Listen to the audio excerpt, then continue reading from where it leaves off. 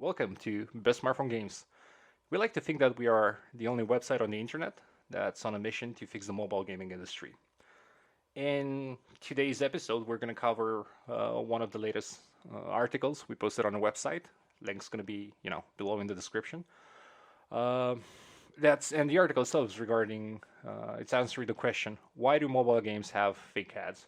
Now, this article is part of an entire series of articles on back practices of the mobile gaming industry, and it explains in principles what they're doing. Like, for example, how do free mobile games make their money back? If they're being free. Why do mobile games have fake ads? Why do mobile games use an energy system or a stamina system? And more things on this topic, and hopefully the list of articles uh, on in this series is going to keep growing over the next few months. But yeah, here we are with the first one. So I'm not going to read the article to you guys. Like, if you find the topic interesting, you can use the link below to access it and read it for yourself. But what I'm going to do is I'm going to cover the main topics in there. And I'm just going to start really fast with the reason why mobile games have ads. And I'm pretty sure most of you know it. It's in order to make money from the users.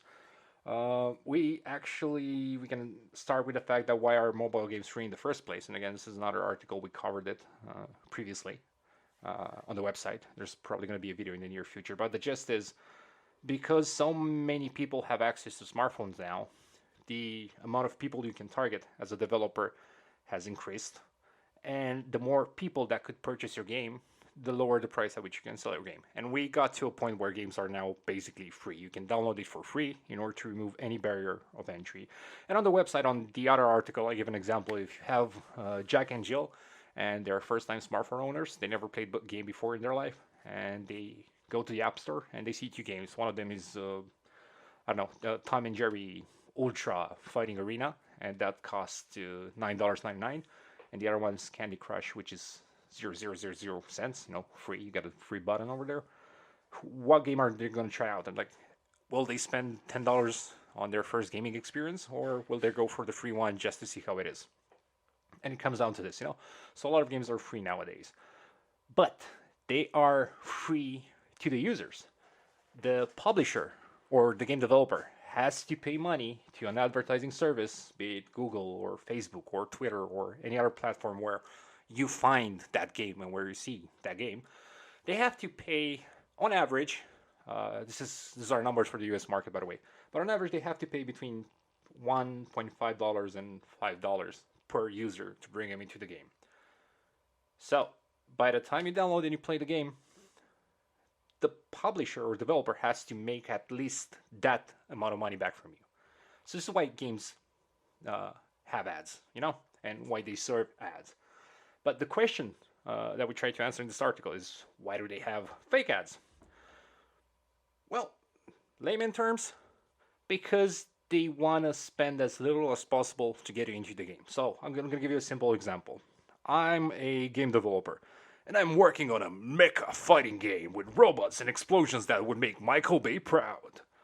But those kind of games aren't exactly games for the mass public. Like, way little chances, I don't know, Sally from across the road is going to be interested in that game. So I do like money. So I'm going to try and do my best to bring as many people to the game. And one way to do it is to fake the game's ad. Because one, they're going to be more appealing to a lot more people, which means the amount of money I have to spend to bring more people into the game is going to be lowered. And yeah, maybe at the end of it, after they download the game and they see like, well, it's not exactly what I was expecting, but I already went through the effort to download it, and they might as well, spend some time playing it here. So yeah, this is one of the primary reasons why mobile games have fake ads, to lower their advertising cost in order to bring users in. Although there are some games that are using fake ads in order to see if there's any interest in that type of game. So let's say I'm still a game developer and I want to work on a mecha game because I haven't started working on it yet. And I estimate that it's going to cost me $400,000 and 1.5 years of work to get the game out. But I'm not sure I want to, take out the third mortgage on my house and go to town working on the game before I know if it's valid.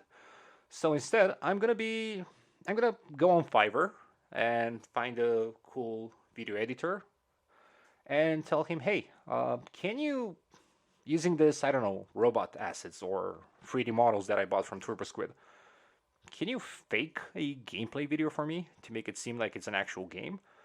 And he says yes, and in the end, it ends up costing me $10,000, let's say, to make that mock-up of the game.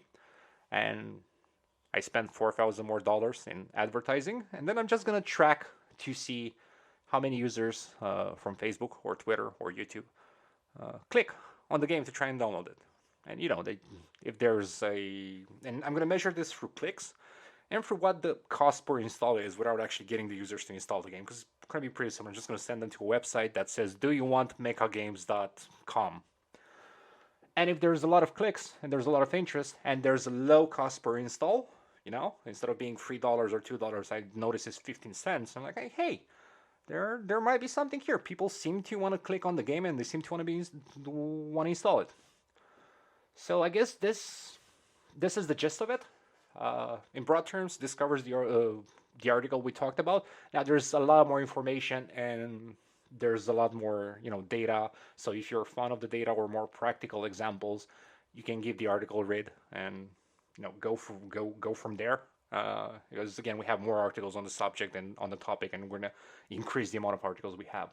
But yeah, this is it. This is I think the first episode for best smartphone games. I hope you learned something from here, and hope to catch you again in the future. Thanks.